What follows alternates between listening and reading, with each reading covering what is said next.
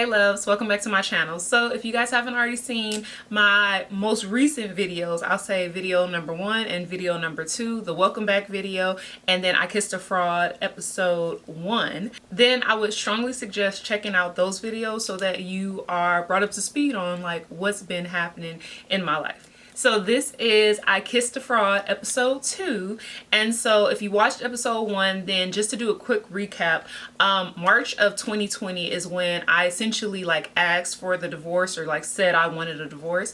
And so I basically take you from, you know, the course of our marriage on to when I decided to ask for the divorce, and then I brought you guys up to July 2020. So that's pretty much where I'm going to start today, is July 2020. But before we get to that, I kind of do want to start from my birthday, because I feel like my birthday was like a crucial moment. So from the time that I wrote in the letter that like I wanted a divorce, or I wanted to wave the flag that says like I can't do this anymore, that was March of 2020, and then we lived together all the way up until essentially July 2nd. Okay, so my birthday is June 19th. I went to Texas. If you guys already know, I had traveled to Texas to go hang out with my friends for my birthday. And then prior to me coming back, we had been talking and texting on the phone. And so I kind of asked him, like, do you want me to stay out here longer? Do you want me to come back? And he's like, no, it's time for you to come home. So I'm like, okay, cool. So the original plan was my mom was going to pick me up from the airport. And at the last moment, he decided he wanted to pick me up from the airport. So I'm just kind of like, okay, like I don't know why, but all right, cool. So basically him and my mom make up this decision that, okay, he's going to pick me up from the airport and he's going to bring the kids. So he picks me up from the airport. I'm excited to see everybody. Woohoo, right? So we get home, and when we get home, I noticed that he parks in a different parking spot. So I'm like, hey, why are you parking in a different parking spot? And he's like, oh, you know, I've been wanting a different parking spot for a while now, so I just parked my car there. So I'm like, okay, cool. So I actually had came home the day before my birthday. So I believe I came home on June 18th, and my birthday is June 19th. So he and my mom had also came up with a plan that they were going to do like a family birthday get together. Both him and my mom cooked, had people over, and so we have this, you know, this birthday dinner for me. And so yeah, the birthday went off, you know, basically without a hitch. And during that time from my birthday until I think what, like Father's Day, we were intimate, and we had started to have conversations about whether, you know, like basically whether the marriage was salvageable, or like should we move forward. And I distinctly remember him saying something like, there's been too much damage done. And I was like confused, because I'm like, well, besides the damage he's caused, I don't understand what damage he's talking about, right? And so I knew from his previous marriage, right? And I put this in quotes because like so much lies had happened that it's crazy. So I knew his version of the story of why he and his ex-wife had got separated and divorced previously. And basically, of course, he put it all on her, like, you know, she did this, she did that, and so that's why we got a divorce. And I remember thinking like, if she did these extreme things, right, I haven't done any of this, right? Like I legit had not done anything. I was faithful our whole marriage. And so for me, I'm just like, so I don't understand what's so damaging that has happened, right? But of course, that's because I don't know the things that are transpiring behind my back. So yeah, basically a few days after my birthday, I come home from work, and there's a letter on like our DVD stand, and it was essentially his lease. I'm not sure. I think it was his lease for him to move into the other property that's within the same complex. And so although he did tell me like that was happening and it was coming, I was surprised to see that essentially he had signed the lease on the day of my birthday. On the day of my birthday, and that when I asked him about the parking spot, he had already knew this stuff prior to me coming home, prior to me having a conversation like, hey, why did you change your parking spot? And during my whole birthday, but yet he didn't say anything until literally like days after my birthday. And so basically I had started to see stuff like, it just was some inconsistencies, things just weren't adding up. So that's where I'll bring you guys to July 2nd, which I call like the move out date, and which is officially technically our official separation date, because July 2nd came and basically things had been happening and I hadn't said anything. I just kind of like kept it to myself. But I was like, you know what, I want to have this conversation with him. Like, we're still going to be living in very close proximity. Let's just try to clear the air. So I sent him a text message and I was like, hey, I want to kind of discuss some things with you, but like when you are ready. And he was like, I'm ready, like go ahead. And so I basically mentioned things like, hey, the parking spot, hey, the signing the lease on my birthday. Like, I mentioned some stuff, and when I tell you, he just completely just blames it on me. He's like, you're blowing it out of proportion. It's not what you think it is, you know, and essentially he made me feel like I was tripping or I was crazy. And so from that moment, he stopped coming back up to the house. So I would say prior to July 2nd, maybe a few days before, he had slowly started to take his stuff downstairs to his new place, right? But July 2nd came and he absolutely just stopped coming back upstairs. And so what I realized he was doing was he was sending his daughter upstairs to like grab things for him. And so then that's when I realized, like, that's so childish. If you want me to pack up your stuff, I can just pack up your stuff and just have it waiting for you at the door. But like, don't keep sending your daughter up here every single, like, I think it was like twice a day to like remove your stuff. And so I asked him if he wanted me to pack up his stuff. He said no, he would get it. So I'm like, okay, cool. So even then, it still took him a while to like come and get his stuff. So by this time I had revamped the room. Like, I think I revamped my room within like a week or two. So the stuff that was left in here, I had already packed up that stuff, but other stuff I didn't pack up. So pretty much it went from having like some type of communication to like no communication. So something that I didn't tell you guys is from the time that I made the decision, like, hey, or we made the decision, like, we're going to move forward with getting a divorce in March, no papers had been filed. We were just essentially separated, but still living in the same household. So I was sleeping on the couch. And I remember, y'all, like, that is, again, another low moment in my marriage and just life in general, because I remember feeling like, why is it that I'm sleeping on the couch? That's number one. But I never want to be with a man that is comfortable with a woman, let alone his wife, sleeping on the couch, and for months, y'all, for months. And I remember he didn't even offer for me to like come back into the room until literally it was like a month later. And by that time it was just like, it's okay, like, I'll just keep sleeping in the living room. And for me, I've just never been the type of person like that can just fake it till I make it, or lay next to someone when I knew like I just wasn't being treated the way I needed to be treated or how I should be treated. And so it's like, I can't, it's like sleeping with the enemy. Like, I could not sleep with the enemy. And at the time, it's crazy because I didn't even know he was the enemy, but I knew subconsciously I knew like something's not right. It doesn't feel right. It doesn't feel safe. And honestly, you guys, I will tell you that word is crucial to me, okay? Because I believe that during the course of my marriage, I can honestly say from the whole course of my marriage, I never felt safe emotionally, mentally, and then there were times even like physically, there were moments where I would see his rage and his anger and I would get nervous, like, oh crap, is he gonna hit me, or like, where is this about to go? And so for me, it's just, I didn't feel safe. So sleeping in the living room for me was my safety net.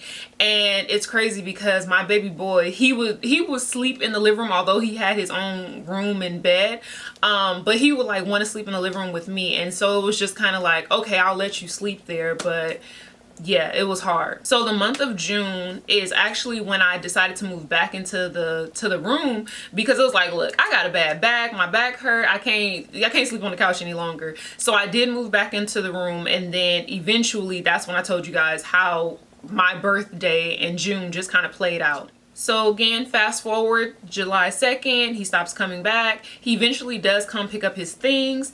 And I will say I want to say it was about like a week after July 2nd, it was his daughter's 18th birthday. And so we had been talking about, you know, her 18th birthday for a long time now. So even more so that her mother had passed away when she was younger. And so she had an inheritance that she would get when she turned 18. And so I remember over the course of like our marriage, they would have these conversations about the money and how, you know, how she's going to use the money. And he basically was like, oh, you know, it's going to be your money, and you know, you just want to make sure, you know, the family doesn't take your money. And they would have these conversations.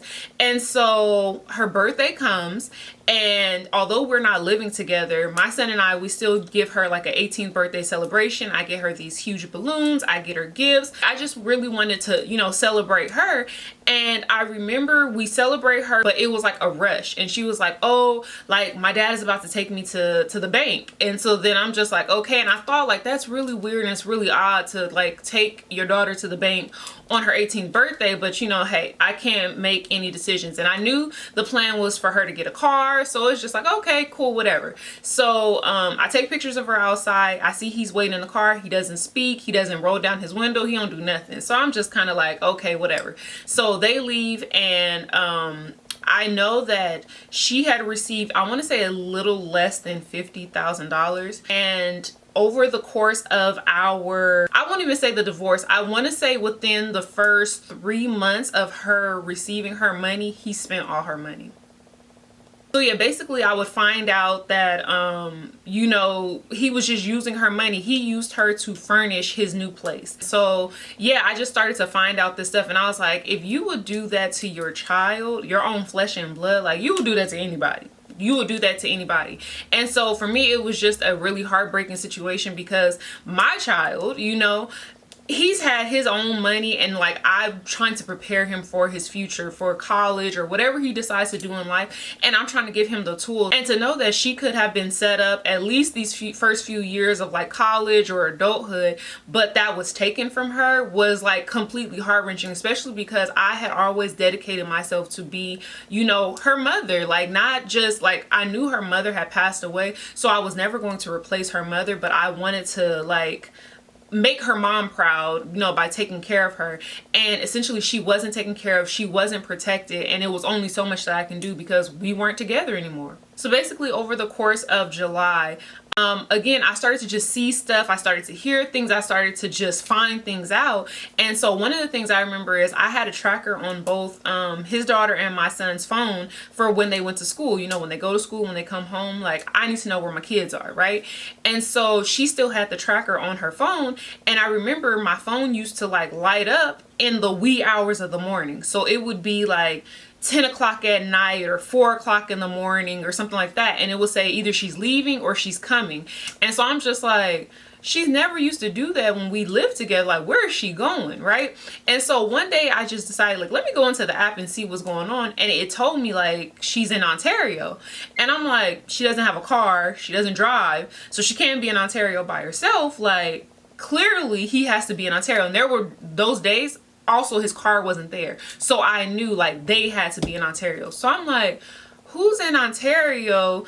And this is all the while I'm starting to see a new car there. So at the time, I don't really know like why they're going to Ontario, what's the purpose. But in the years that we have been married, we were married almost 5 years. So we never went to Ontario, let alone as consistently as he was going. So, or as they were going. And so I basically told her like, hey, I'm going to delete you from this app or whatever. It's nothing personal, but it's just like, I can't take, you know, knowing where you're going and what time you're coming back. Like, it was just too much. And so she was pretty understanding of that. And so as it got closer to, I'll say, July 28th, which is the day that we had our last face-to-face meeting. I would say that was probably like the only time and the last time we had our face-to-face meeting. And it was because like we still had things to discuss. There were still bills and how are we separating certain things. And so I remember just that whole day was just a mess because he was just so inconsiderate and whatever. But when he finally did come over, and I want to say it was like late at night, like let's say 9 o'clock at night. So of course he was pretty rude. He didn't even like acknowledge that he had me waiting like however long. It was like hours. And so when he sits down, I remember he didn't even look me in my face. He kept like looking past me or like looking at like the TV, but the TV was off. And so, you know, I had a list of things like, how are we handling this? How are we handling this? Like, I was about my business. And so, you know, once we got past that part, I could just see like there was just so much like anger and like rage. It wasn't even just anger, it was rage. And so I'm confused, like, you would think I done cheated on this man, had a baby on this man, like did so many different things. Like, I don't understand where the anger and the rage is coming from. And so I think I tried to like ask about it, and he just was like, I don't remember his excuse, but essentially he tried to make it about me, which was so crazy because prior to that moment when we had a conversation before, he was like, oh, I got this place, but you know, depending on, you know, if we work out or not, you might decide you like my place better, because I think his had hardwood floors or something. And he was like, you know, maybe we can make it work, da da da. But then now fast forward, it's so much rage and you're so angry. It just didn't make any sense. But again, I say it didn't make sense to me at the time, but knowing how everything was playing behind my back and behind closed doors, it all made sense later. And so yeah, that pretty much was the very last conversation that we had. And then basically he went radio silent again, which was fine, but like, he still owed me money. So in this episode of I Kissed a Fraud, I'm pretty much wrapping up how June 2020 and July 2020 went for your girl. And then on I Kissed a Fraud, I'm gonna give you all the details of what happened during the month of August 2020, which is when I filed for divorce, when I found out about the particular woman, and just everything. Okay, so thank you guys so much for tuning in to this episode. I hope that you guys continue to tune in. I'm not sure how many episodes I'm having just yet of I Kissed a Fraud, but tune in. I'm thinking probably on Fridays is when I will start to consistently post a video. I know that I didn't post a video on Friday because it was Christmas Eve, but other than that, I'm pretty much probably going to leave it at a Friday. So definitely make sure that you guys like, comment, and subscribe. I definitely want to continue reading your comments, your perspective, you know, if you've been through it, in the comment section. I know that the information that I'm giving you guys like is crazy, and you're like, could this really be real? Like, yes, this is really real, and this really was my life. So hopefully you guys are getting your notifications so that you are keeping up with every time I do post a new episode. But I look forward to seeing you guys in the next video.